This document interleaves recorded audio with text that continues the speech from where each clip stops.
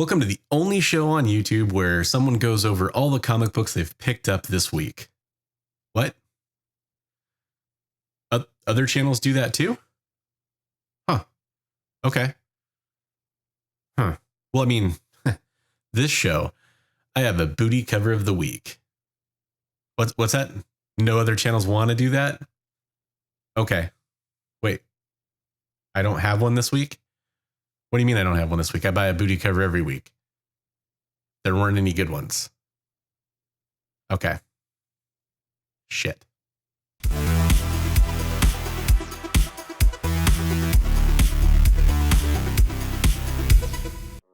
You know what? Don't worry. There's going to be lots of cool stuff in this episode. We'll find some neat stuff. One of the things is I had my sister-in-law in town, so we kind of went out to Olympia and did some shopping. It's a little bit of a drive for us. So it was kind of cool to get out and do something.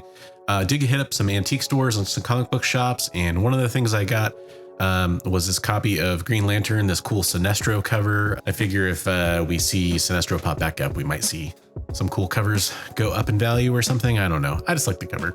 Just kind of another cover buy with Suicide Squad coming out and Peacemaker getting his own series. Kind of an early Peacemaker issue from Volume 2. Wow, there is a lot going on this cover, from the I Love LA, the Babes, Beefcakes, and Bromo. There's just a lot going on here. This was a total cover buy. Okay, for the second antique store I hit up this week, I got a copy of this Alpha Flight cover, which is sort of the flip side of the first appearance of Guardian. Kind of told from Alpha Flight's perspective, or from his perspective. Kind of an interesting comic, and this isn't my first copy of it, but I figured this comic will probably go up in value as we start to see the Alpha Flight get introduced in the MCU. I was super happy to see a copy of Static #1. I haven't found one in the wild since the 90s probably, with some kind of new projects in the works. Figured why not grab this one. I went into Diversified Games, which is kind of my honorary local LCS, and I did do a video on them highlighting them up above. You can kind of check that out. But I went in there to get some short boxes, and I just saw this on the kind of newer comics rack, and I was like, oh, I'll get another copy of that. This looked pretty clean, so why not? So I also went to another LCS. I went to Olympic Cards and Comics and picked up just a couple comic books there. This first one is Daredevil 197. This is the first appearance of Yuriko, who later becomes Lady Deathstrike, and I figure that's not a bad key to grab. The only other copy I have of this is absolutely trashed with a pin drawn all over it and stuff, so this is in a lot better shape. I was extremely happy to snag this copy of Thor 272. That poster right up there is the same cover, and this cover has kind of been special. My daughter used to stare at it all the time in her room because it was hanging up when she was born in her little nursery room. So just, yeah, I had a special place in my heart. She always would look up at this, the day the thunder failed part of the poster. And so I've been hunting it ever since then. It's not necessarily a super special issue, although it's a great cover. So I was just really happy to find it. And for that slightly unorthodox reason, this is actually going to be my bronze buy of the week. I was able to pick up a couple more of these Dodderman connecting variants, including the Angel cover and the X-Force Kate Pride cover. Okay, and for everybody who's really upset there's no booty cover of the week, again, I'm sorry, I'll try to do better.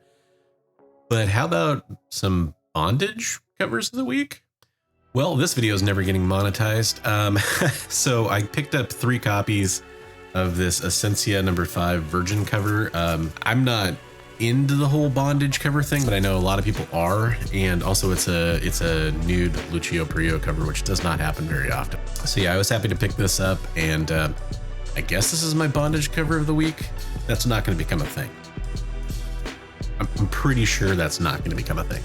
So you guys have been seeing me pick up these Hellfire Gala connecting covers by Dodderman. So I missed this one.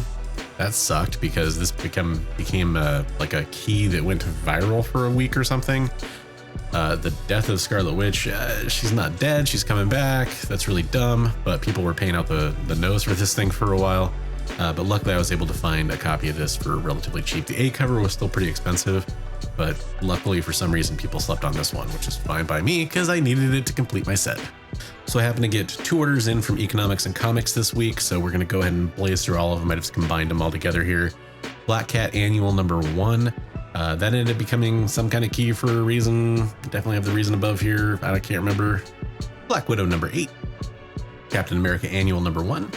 And I got this United States of Captain America #1. This is the variant cover because it's the first cover appearance of this character. And I have a strong feeling we'll be seeing this character come back again. So I thought it was kind of cool to pick up this. And I don't think a lot of people would have ordered this. Had to pick up this Catwoman cover because it's just an awesome throwback to the Ballant era for the Jim Ballant style costume. Absolutely love it. Got Daredevil 31. Had to pick up this J. Scott Campbell Demon Days cover. This absolute amazing Department of Truth #10 cover. Had to grab a copy of this too. You guys remember that awesome Alan Qua Marvel's #1 cover with all the heroes hanging out in a diner? Here you have the villains cover hanging out in a pool hall. Pretty sweet stuff. I'm a sucker for these fighting game style covers. I picked up a couple of the Nakayama covers that he did, and I had to grab this one too. This was just really cool. Picked up an A cover for Miles Morales #27, as well as 2 of the Besh covers. More first appearances of Heartless. Hopefully this time I don't misspell it above like I did last time, but yeah, some more of those came in. New indie, cool cover, Parasomnia #1. I picked up a few different covers for Planet Size X-Men #1, including, of course, the Dodderman variant. Got some of this 90s goodness here, and the Gala style cover as well. Picked up a couple copies of the Shang-Chi #2 with Captain America on the cover. I'm definitely on Spawn right now with all the stuff going on with Spawn Universe, so I got Spawn 319, Dr. Aphra 11. A lot of people are burned out on High Republic. I totally understand. I'm still getting it because you know at some point they're gonna do movies on these, and you never know when a new character's gonna pop up. Plus, Avar Chris riding a Rancor, cool. High Republic Adventures #5, sultry Vampirilla of Shannon Merrick goodness. Gotta love this cover. I think this is the 4th printing or 5th printing. It'll be corrected above, but We Live #1. I've already got an A cover submitted to CGC right now. Weapon X and Final Flight Heroes Reborn. I have no idea what's going on here, but looked cool. Definitely some Alpha Flight goodness. Sorry, some Final Flight goodness. And Wonder Girl #2. Thanks for following along on this installment of Bronze Buys. Thanks for following along on this installment of Bronze Buys. Remember, I always love to hear what you guys got in the comments down below, so let me know if you picked up any cool stuff this week, and I'll catch you in the next video. Until then, I want you to remember, as always, hey, hey, hey, hey. Read comics every day.